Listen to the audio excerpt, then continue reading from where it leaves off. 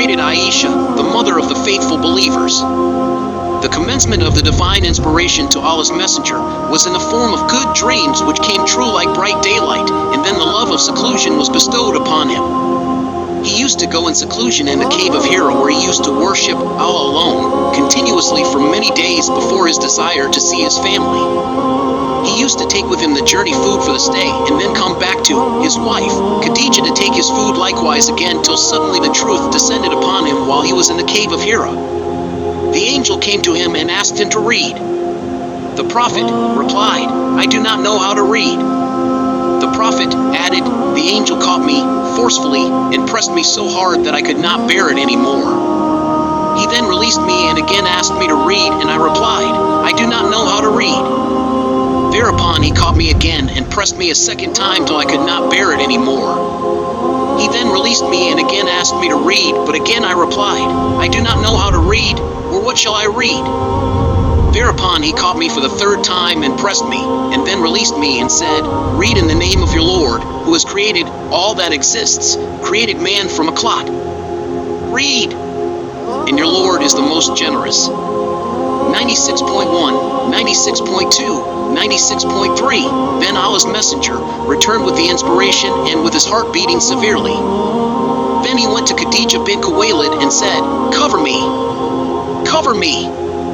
They covered him till his fear was over, and after that he told her everything that had happened and said, "I fear that something may happen to me." Khadija replied, "Never. By Allah, Allah will never disgrace you. You keep good relations with your kith and kin, help the poor and the destitute, serve your guests generously, and assist the deserving calamity-afflicted ones." Khadija then accompanied him to her cousin Waraka bin Nawfal bin Asad bin Abdul Uzza, who, during the pre-Islamic period, became a Christian and used to write the writing with Hebrew letters. He would write from the Gospel in Hebrew as much as Allah wished him to write. He was an old man and had lost his eyesight. Khadija said to Waraka, "Listen to the story of your nephew, O my cousin." Waraka asked, "O my nephew, what have you seen?" Allah's messenger described whatever he had seen. Waraka said, "This is the same one who keeps the secrets, Angel Gabriel, whom Allah had sent to Moses. I wish I were young and could live up to the time when your people would turn you out." Allah's messenger asked, "Will they drive me out?" Waraka replied in the affirmative and said, "Anyone, man, who came with something similar to what you have brought was treated with hostility, and if I should remain alive till the day when you will be turned out, then I would support you strongly." But after a few days Waraka died, and the divine inspiration was also paused for a while.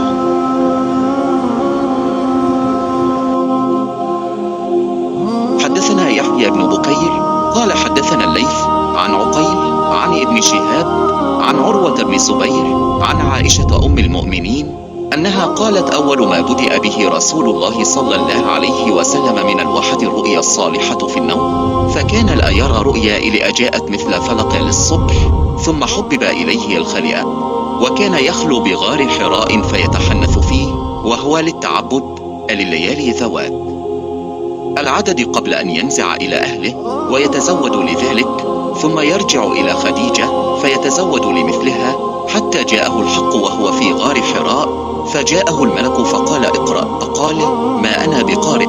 قال: فأخذني فغطني حتى بلغ مني الجهد، ثم أرسلني فقال: اقرأ. فقلت: ما أنا بقارئ. فأخذني فغطني للثانية حتى بلغ مني الجهد، ثم أرسلني فقال: اقرأ. فقلت: ما أنا بقارئ. فأخذني فغطني الثالثة، ثم أرسلني فقال: اقرأ باسم ربك الذي خلق. نجمة خلق الإنسان من علق. نجمة اقرأ وربك الأكرم. فرجع بها رسول الله صلى الله عليه وسلم يرجف فؤاده، فدخل على خديجة بنت خويلد رضي الله عنها فقال: زملوني زملوني. فزملوه حتى ذهب عنه الروع، فقال لخديجة وأخبرها الخبر: لقد خشيت على نفسي. فقالت خديجة: كلا ووالله ما يخزيك الله أبدا، إنك لتصل الرحم وتحمل الكل وتكسب المعدوم وتقري الضيف وتعين على نوائب الحق. فانطلقت به خديجة حتى أتت به ورقة بن نوفل بن أسد بن عبد العزى بن عم خديجة، وكان امرأ تنصر في الجاهلية، وكان يكتب الكتاب العبراني، فيكتب من الإنجيل بالعبرانية ما شاء. قال له أن يكتب، وكان شيخا كبيرا قد عمي. فقالت له خديجة: يا ابن عم، اسمع من ابن أخيك. فقال له ورقة: يا ابن أخي، ماذا ترى؟ فأخبره رسول الله صلى الله عليه وسلم خبر ما رأى. فقال له ورقة: هذا الناموس الذي نزل الله على موسى صلى الله عليه وسلم، يا ليتني فيها جذعا، ليتني أكون حيا إذ يخرجك قومك. فقال رسول الله صلى الله عليه وسلم: أو مخرجيهم؟ فقال: نعم، لم يأت رجل قط بمثل ما جئت به الله وعودي، وإن يدركني يومك أنصرك نصرا مؤزرا. ثم لم ينشب ورقة أن توفي وفتر الوحي. ہم کو بن بکیر نے یہ حدیث بیان کی. وہ کہتے ہیں کہ اس حدیث کی ہم کو لیث نے خبر دی. لیث عقیل سے روایت کرتے ہیں. عقیل ابن شہاب سے، وہ عروہ بن زبیر سے، وہ المومنین حضرت عائشہ رضی اللہ عنہا سے نقل کرتے ہیں کہ انہوں نے بتلایا کہ حضرت صلی اللہ علیہ وسلم پر وحی کا ابتدائی دور اچھے سچے پاکیزہ خوابوں سے شروع ہوا. اب صلی اللہ علیہ وسلم خواب میں جو کچھ دیکھتے وہ صبح کی روشنی کی طرح صحیح اور سچا ثابت ہوتا.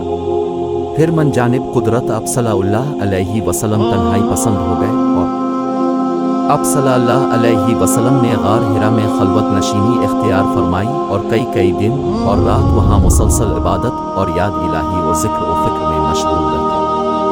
جب تک گھر آنے کو دل نہ چاہتا توشہ ہمراہ لیے ہوئے وہاں رہتے.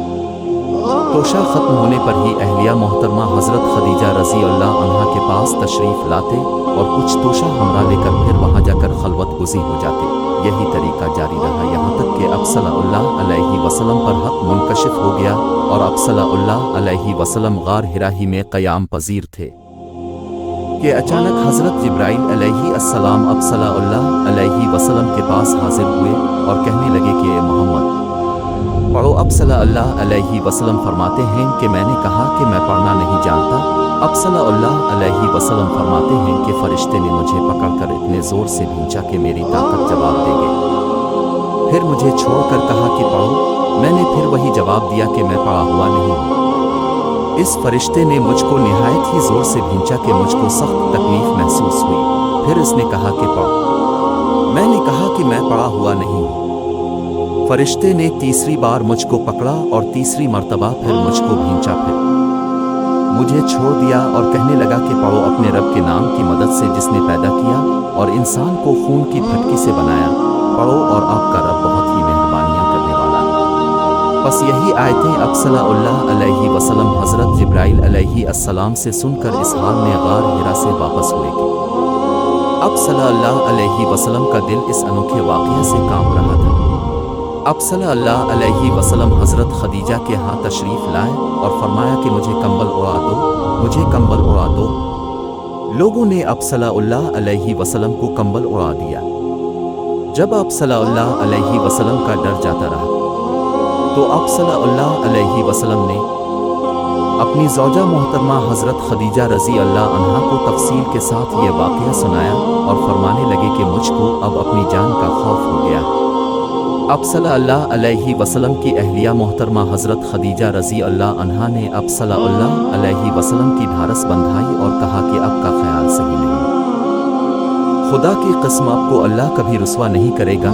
اب تو اخلاق فاضلہ کے مالک ہیں، اب تو کنبہ پرور ہیں، بے کسوں کا بوجھ اپنے سر پر رکھ لیتے ہیں، مفلسوں کے لیے اب کماتے ہیں، مہمان نوازی میں اب بے مثال ہیں اور مشکل وقت میں اب امر حق کا ساتھ دیتے ہیں. ایسے اوصاف حسنہ والا انسان ڈھونڈے وقت ذلت و خواری کی موت نہیں پا سکتا. پھر مزید تسلی کے لیے حضرت خدیجہ رضی اللہ عنہا اب صلی اللہ علیہ وسلم کو ورقہ بن نوفل کے پاس لے گئیں جو ان کے چچا زاد بھائی تھے اور زمانہ جاہلیت میں نصرانی مذہب اختیار کر چکے تھے اور عبرانی زبان کے کاتب تھے. چنانچہ انجیل کو بھی حسب منشائے خداوندی عبرانی زبان میں لکھا کرتے تھے. انجیل سریانی زبان میں نازل ہوئی تھی، پھر اس کا ترجمہ عبرانی زبان میں ہوا. ورقہ اسی کو لکھتے تھے. وہ بہت بوڑھے ہو گئے تھے، یہاں تک کہ ان کی بینائی بھی رخصت ہو چکی تھی. حضرت خدیجہ رضی اللہ عنہا نے ان کے سامنے اب صلی اللہ علیہ وسلم کے حالات بیان کیے اور کہا کہ اے چچا زاد بھائی، اپنے بھتیجے محمد صلی اللہ علیہ وسلم کی زبانی ذرا ان کی کیفیت سن لیجئے. وہ بولے کہ بھتیجے، اپنے جو کچھ دیکھا ہے اس کی تفصیل سنا. چنانچہ اب صلی اللہ علیہ وسلم نے از اول تا آخر پورا واقعہ سنایا، جسے سن کر ورقہ بے اختیار ہو کر بول اٹھے کہ یہ تو وہی ناموس معزز رازدان فرشتہ ہے جسے اللہ نے حضرت موسیٰ علیہ السلام پر وحی دے کر بھیجا تھا۔ کاش میں اب کے اس عہد نبوت کے شروع ہونے پر جوان عمر ہوتا، کاش میں اس وقت تک زندہ رہتا جبکہ اب کی قوم آپ کو اس شہر سے نکال دے گی۔ رسول کریم صلی اللہ علیہ وسلم نے یہ سن کر تعجب سے پوچھا کہ کیا وہ لوگ مجھ کو نکال دیں گے؟ حالانکہ میں تو ان میں صادق و امین و مقبول ہوں۔ پھر ورقہ بولا ہاں یہ سب کچھ سچ ہے، مگر جو شخص بھی آپ کی طرح امر حق لے کر آیا لوگ اس کے دشمن ہی ہو گئے ہیں۔ اگر مجھے آپ کی نبوت کا وہ زمانہ مل جائے تو میں آپ کی پوری مدد کروں گا۔ مگر ورقہ کچھ دنوں کے بعد انتقال کر گئے، پھر کچھ عرصہ تک وحی کی آمد موقوف رہی۔